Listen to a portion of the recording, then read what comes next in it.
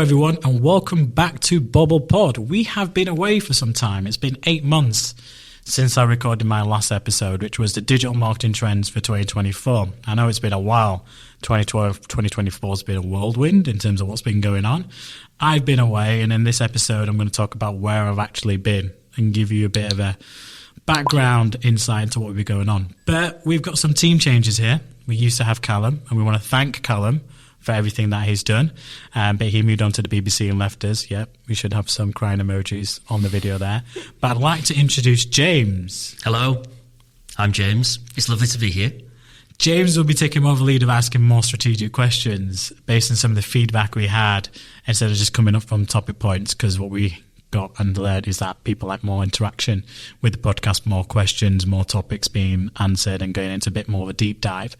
So we are launching the new brand, Mr Bobble. So if you are seeing this, do follow the information on YouTube. So hello everyone. Don't forget to follow, like and subscribe, as I always say on my podcasts. And don't forget to follow our new brand, Mr Bobble Official, across Instagram, TikTok, Facebook, X, and follow me, Manpreet Singh, on LinkedIn to stay up to date with the latest snippets of what's going on in the Bobble Pod, as well as other things I'm doing as Mr Bobble. So today's episode, where have I been? Where have you been? That is the question. 8 months is a long time. It is. And I have to be honest to the listeners, and I apologise that I haven't come out with some content. I've had people messaging, when are you going to come out with another Bobble Pod episode? You know, what do you think of these topics? And unfortunately, I haven't been ignoring you. It's been a very, very stressful time for Bobble Digital. 2024 did not get off to the best start. I personally was burnt out as an individual. I was running on empty. I was running on nothing. And I had to make strategic decisions at that point, which were difficult from a business perspective, but also difficult in terms of my personal life as well. And I had to focus on my own mental health because, you know, I was literally, like I said, running on fumes. So I needed to take a break from things, even like Bobble Pod and stuff, but still continue in the background and just get my head down and focus on the company. How bad did that get then in terms of burnout? Yeah, I was not wanting to get out of bed in the morning at all. Like, I was unable to switch off. Like, I was going to bed at 1, 2 in the morning and then struggling to get up at 6, 7. And then when I was up, the first thing I was doing was straight onto my laptop and straight onto my phone, constantly stressing, you know, things that weren't even in my control for some odd reason. I've always believed in, you know, you can only control the elements you have control over. Everything else is out of your control. So, yeah, it was bad. And I was just out of energy. I was out of motivation. I was just literally getting up in bed and I could actually already predict my day and the week. And I think when you get to that stage, it's bad. And to be honest with you, I don't even think the team really knew until I actually explain it in detail on this podcast, because I'm good at masking things, so I just got on with it in terms of how it was. I mean, running a business is hard work anyway, and is tiring anyway. Take us back to the point where, was there a moment where you realised this is not just the norm of running a business, there's something wrong? Yeah, it was in January, and then the same business, you know, at some point in business in life, everything's just going to go south on you. And it happened to me just after Christmas in January. We still had an improvement in revenue year on year. We did 635k from January to December 2023. But then in January, in just 2 weeks, 160k of that revenue was just wiped off. Right. A lot of it was out of my control. Clients going under, clients unable to afford, clients behind on payments, etc. We were in peak recession. We had just been announced recession. December for retailers was very, very, very bad. Nobody was buying. The cost of living crisis, the winter fuel costs were really taking a toll on the e-commerce side of things. And when you think it's going south, you think, is this how it's going to end? And that's where I was. I was like, is this where it ends after everything I've been through, nearly 7 years, building this company whilst on dialysis, to coming out from a kidney transplant just before lockdown and, the scare of life that was, to the near-death experiences I've had in post-surgeries, post-transplant, you think that might be the end. But this was the real time where I was like, shit, this might be it. And thankfully, we're still going and we're actually back into recovery and growth. But at that point, you can either accept it or you can just get to work. And that's what I had to do. I just had to begin, got my head down, took the next step was all I could do. It was like, can I see the next step? Yes, just take that. And it took all my energy. That's why I was burnt out come February, March. But I took some positive steps in between to help me recover. Okay.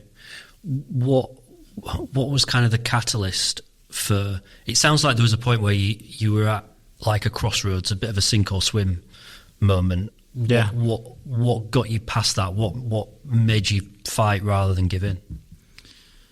It was a conversation with my cousin, and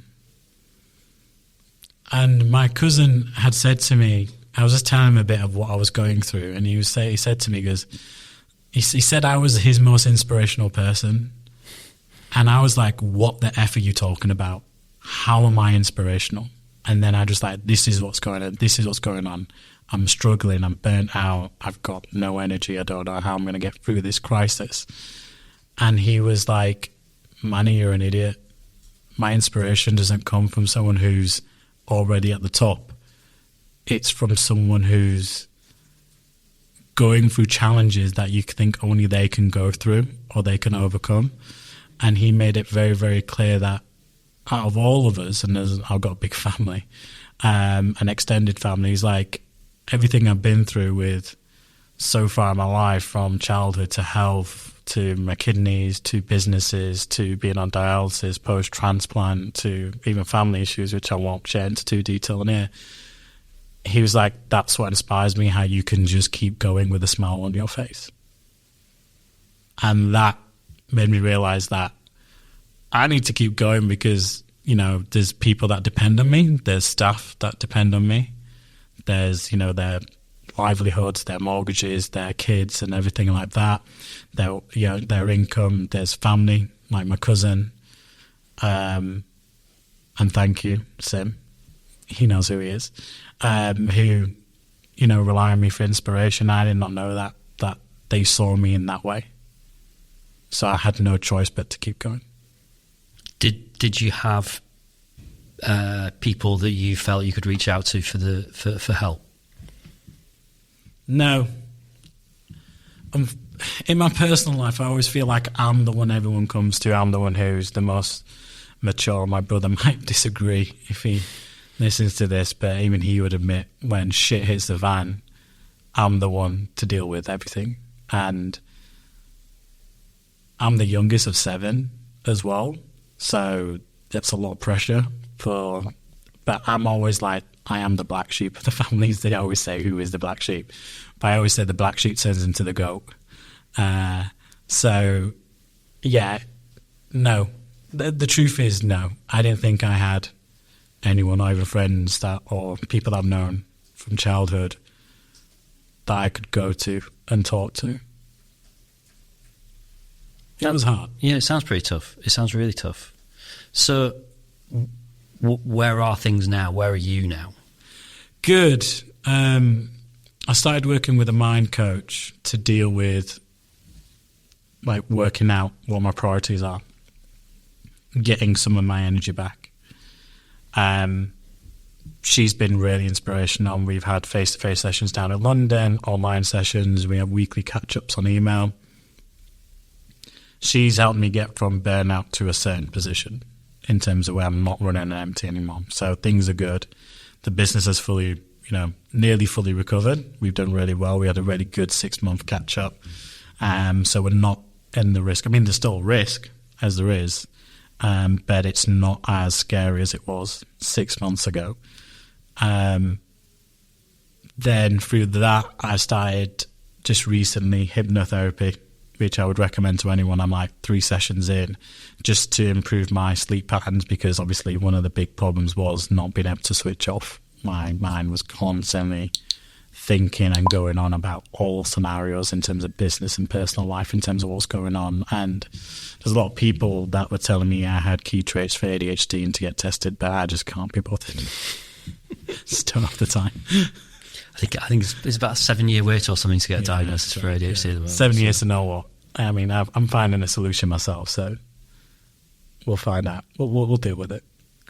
And you mentioned the business is recovered. Do you feel like you are now the leader that you want to be?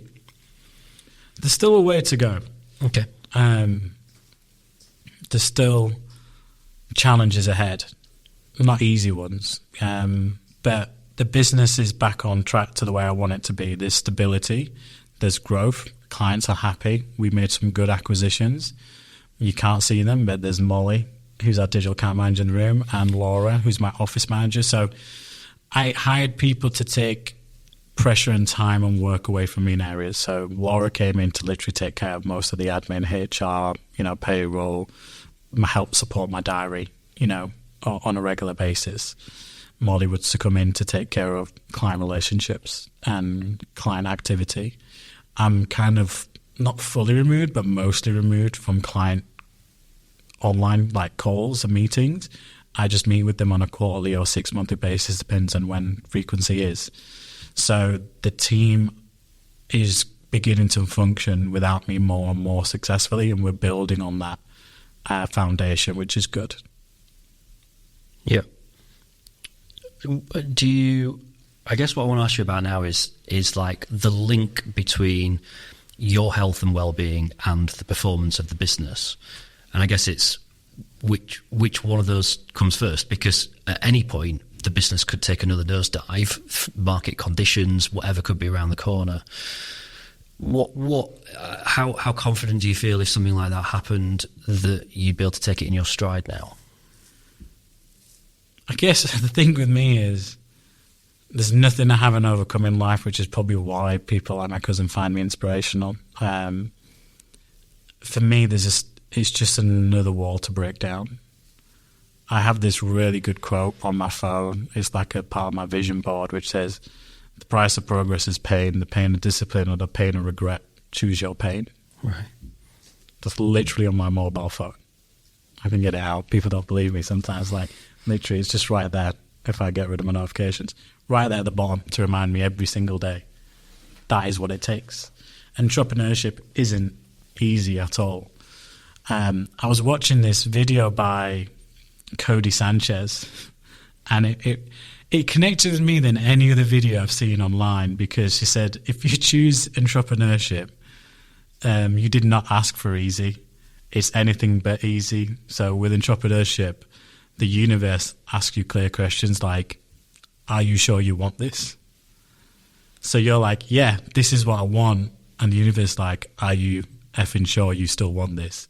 At which point it kicks you in the nuts and keeps kicking you, and then it asks you again, are you still sure you want this? And you're hurt on the ground in pain saying, yep, I still want this. I still want to keep going. And that is the reality of entrepreneurship. You don't ask for easy. I've never chosen an easy path in terms of what I do, but you can only learn from the past. You can't reflect on it. So by going through that difficult challenge, it means I'm more mentally prepared for it should it come again. Were there any points where you seriously considered packing it all in, walking away? Yeah. Probably, February time. There were a few people that, I'm going to keep it anonymous, that asked me about the company. I was even offered. I was given a value or a price for the company, and I seriously considered it. I was like, because that's when I was back at that, is this where this ends? Do I just cut my losses and go? Because I've been running the company for 7 years, 3 years as a consultancy, only 4 years as an actual official agency, because of how the economic environment changed post-COVID and the demand. And I was like, I've been doing this for 7 years, 3 years while I was on dialysis, which is hard enough mentally to deal with on its own.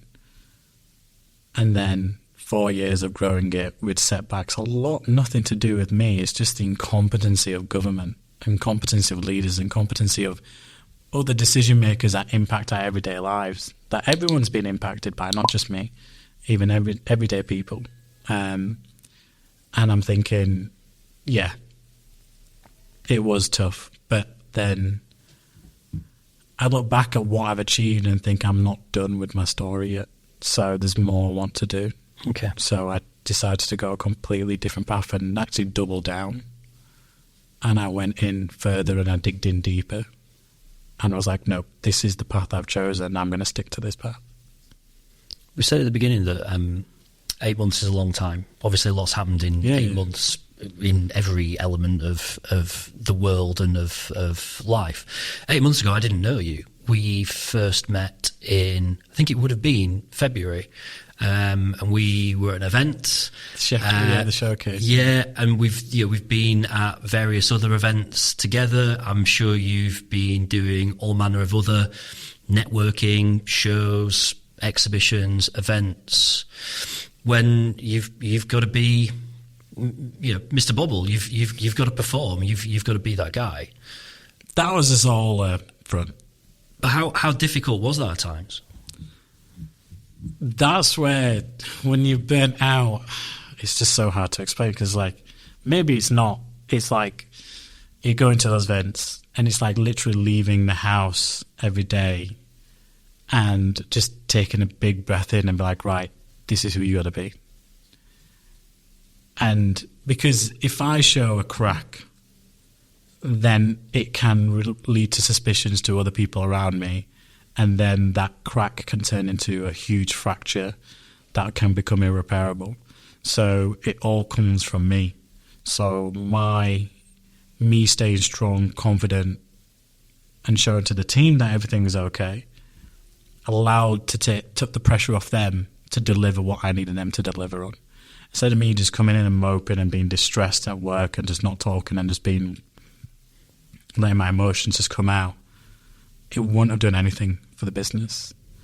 And obviously it was hard because I had no one at that time to do it. So I was literally bottling it all up and just dealing with it. So when you saw me, I'll ask you, did you notice anything off about me compared to what you see today? No, I don't think so. I think of the people that I met for the first time at that event where we met, I probably thought you were one of the liveliest, one of the most fun. Would never have known. But that's the story of any kind of issue with whether, whatever level of mental health we're talking, kind of hiding it and putting that mask on, that performance, that alter ego almost is something people talk about quite a lot. You kind of said at the beginning that there's bits of this that you've probably not talked to your own staff about, that people are hearing this for the first time. You'll certainly have clients that are probably hearing this for the first time. Yeah. When a client or a staff is probably listening to this, they're going to be like, what the F? Didn't know that. How does it feel talking about it? It's pretty raw, isn't it? Yeah, it's not easy because it's like, I'm not emotional. I've just, not to say I'm cold-hearted or anything, I have emotions. I cried at the end of Green Mile, I don't think who did. But my natural reaction is to make a joke. Like I literally just did that. Is to make a smile or to create a joke in that kind of situation, which means I'm the worst at a funeral. And I don't really tend to go.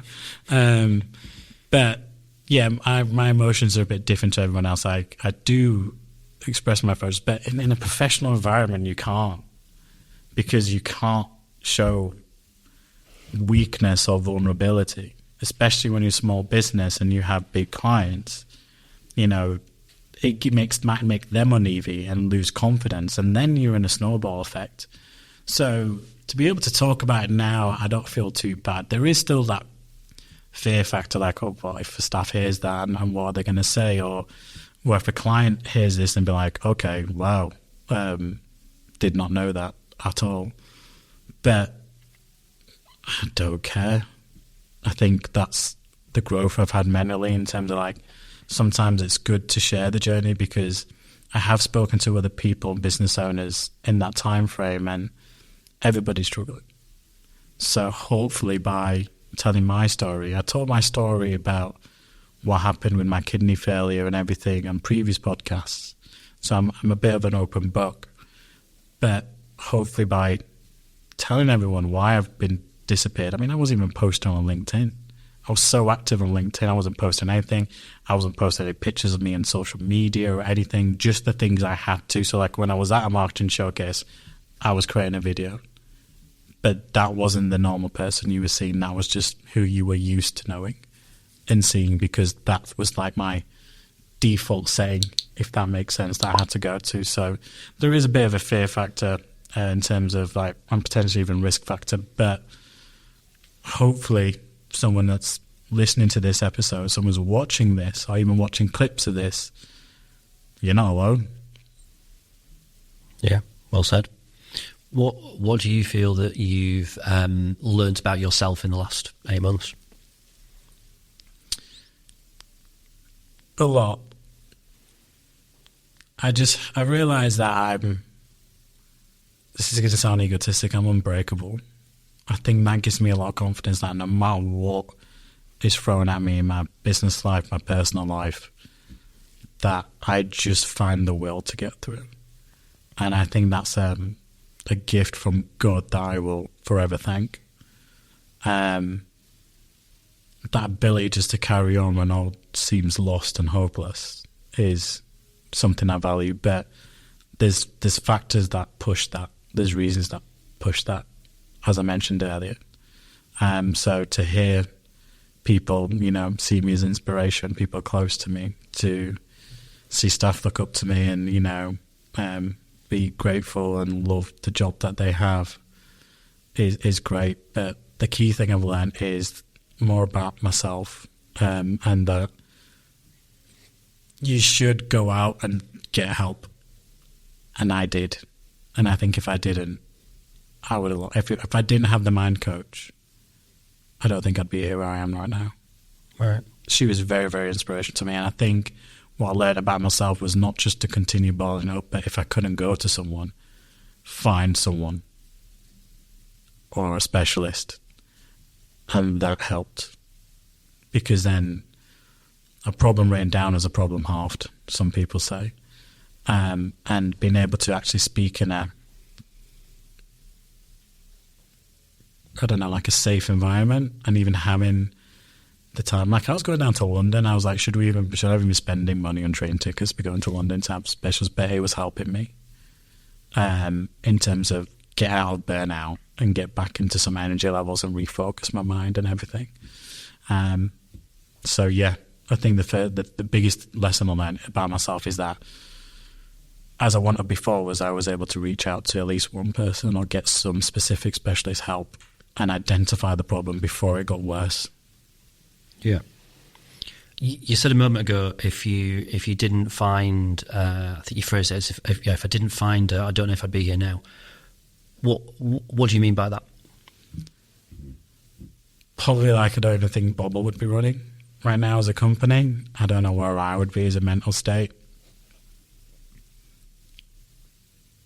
But yeah, I don't like to think in a negative way, but I think it would be,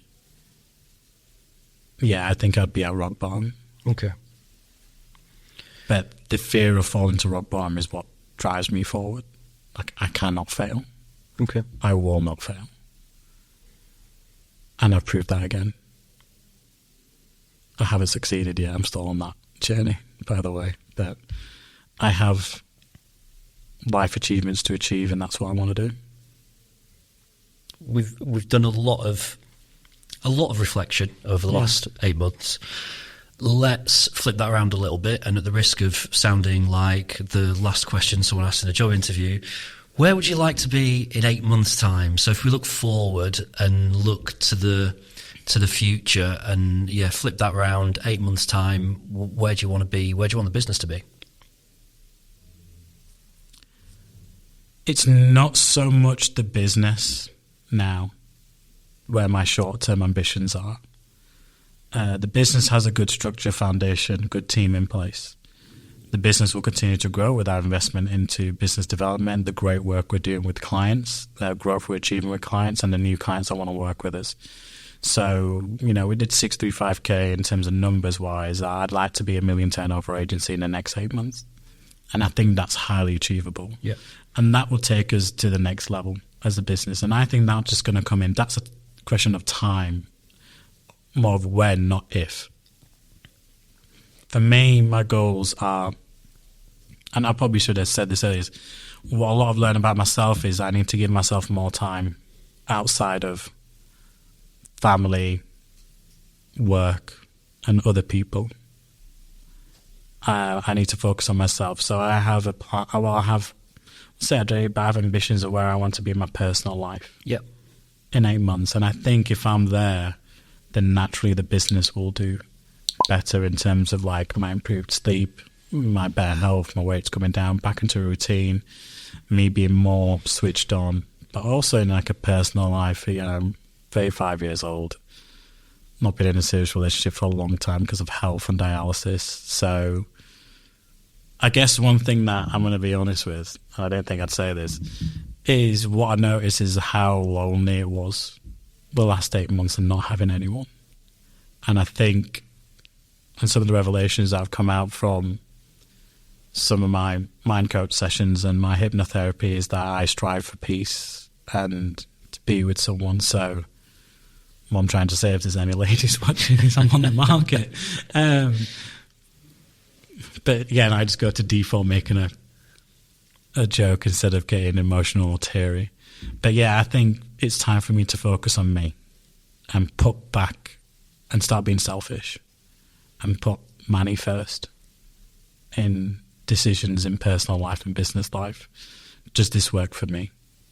I'm going to ask this question on behalf of Josh, actually, who wanted to know this. At the lowest point, was there anything that you did differently or anything that you changed? Yeah, when we had that whole January, unfortunately, the team size reduced. Right. So there was stuff out of my control that, you just have to do as a business owner. And I know a few people in the industry that, struggled with that as well. I made a lot of structural changes to the company. I mentioned this already on the podcast, but I brought in Molly and Laura, and they were key changes. Yeah. Obviously, Molly helping with the client side of things, Laura helping on the business side of things.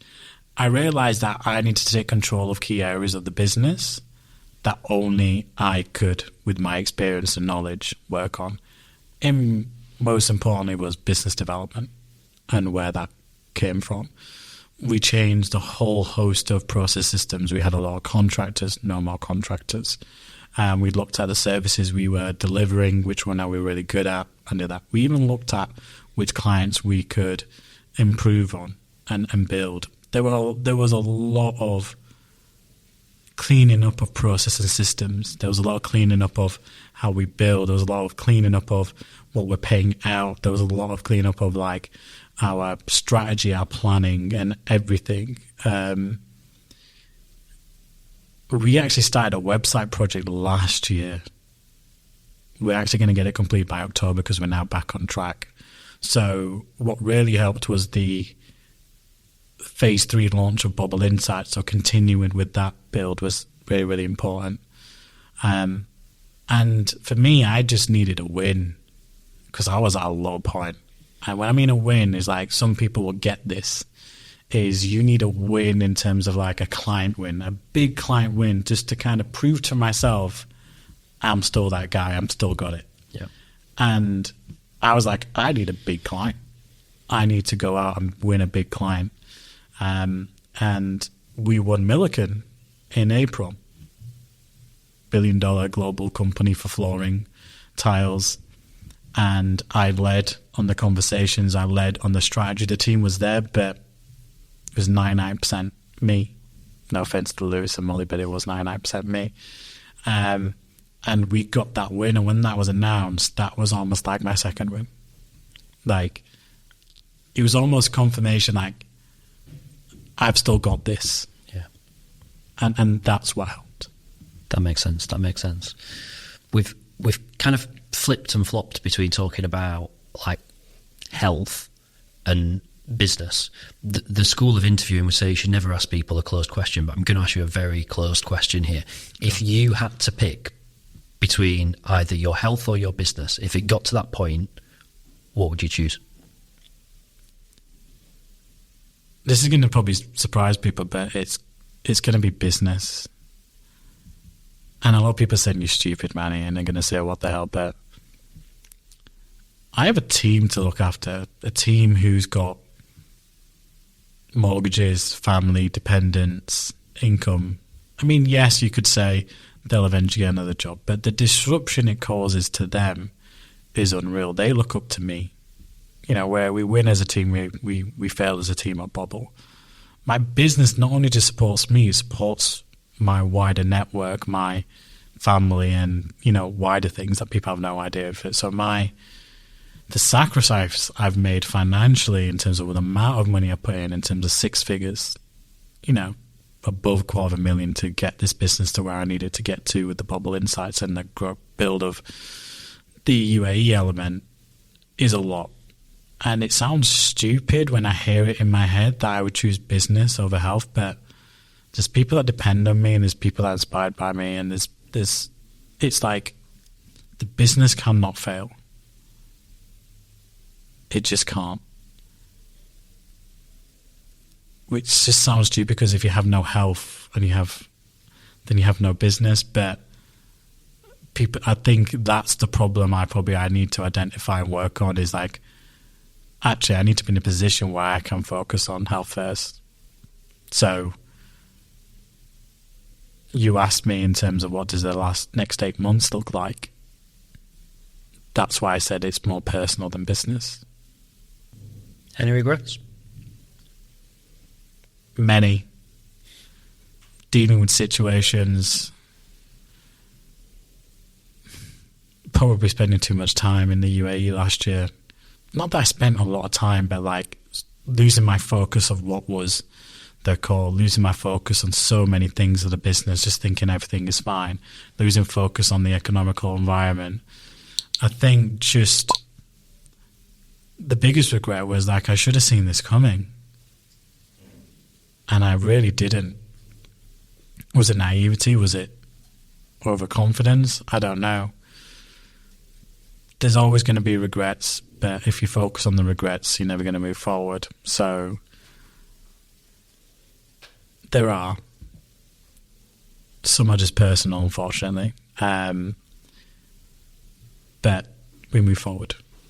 I just look forward now. What's the next step? I'm on an upward trajectory. No time to look back down. It's a long way down. Don't want to go back there. Well said. Okay. I want to go off on a slight tangent now, because something that I've noticed quite a bit in the time that I've known you is that you've spent a fair bit of time in Dubai and in the UAE. Where does that fit into everything in terms of where things have gone over the last few months? That's actually going quite well.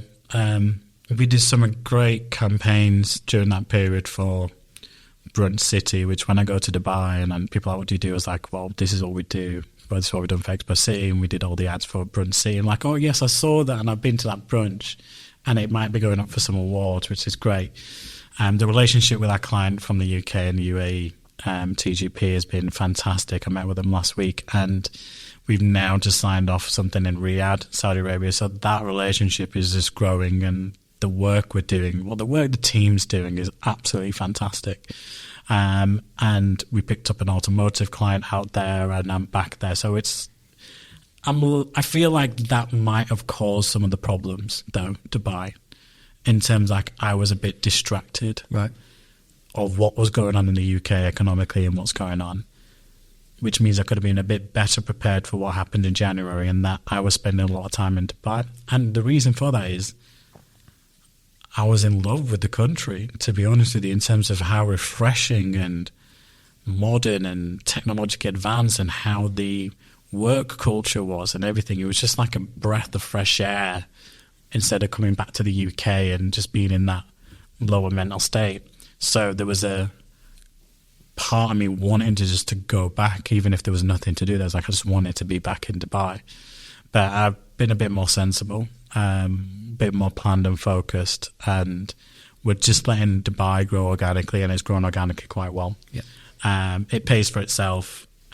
We did it to support our client, and it's going to open up opportunities in the Middle East for us to grow as an agency, as its own entity. So it doesn't take too much time or cost, but it's something that we're looking forward to in terms of where it will be in the next 18 months. There's one more thing that I want to ask you, one more question that I want to ask you. You said right at the beginning that it got to a point where you were struggling to get up in the morning, you were struggling to get out of bed. What gets you out of bed now? What's your motivation for getting up every morning? I can't really explain that into one kind of really word, but some days are still difficult, don't get me wrong. But right now it's me and what's going on in my personal life, which I'm really happy with, and the possibilities of what could be. So I'm just going to leave it at that. I don't want to get into too much. Laura knows. Okay. All right, another 8 months' time, we'll sit down. We'll resume this conversation and see where things are. I'm happy to catch up and like do like a recap in 6 months' time compared to where we've been. Yeah, see where we are. Okay. Well, thank you. Thank you for your time. Thank you for being open and honest. Probably not the easiest conversation that you've ever had, but I think certainly I know the team, hopefully everyone listening, watching really appreciates you opening up and being really honest about where things have been and where you're at. Yeah, for me, it was just, if anyone's listening, and, thank you for listening, because it's not like a sob story, but the idea is that you're not alone, and, hopefully there's some learning points from there for people to take away from, especially for myself. But the good thing is it's good to be back. It's good to be back with Bobble Pod. It's good to be back in this room and recording, and to see Josh, even though I always make fun of him every time he comes in. Yeah, and to anyone listening, thank you for listening. Thank you for watching if you're watching on YouTube. And as always, as I always say, don't forget to like, follow, subscribe. Follow us on social media to stay up to date with some really interesting more content that's yet to come. So we're back. Let's go.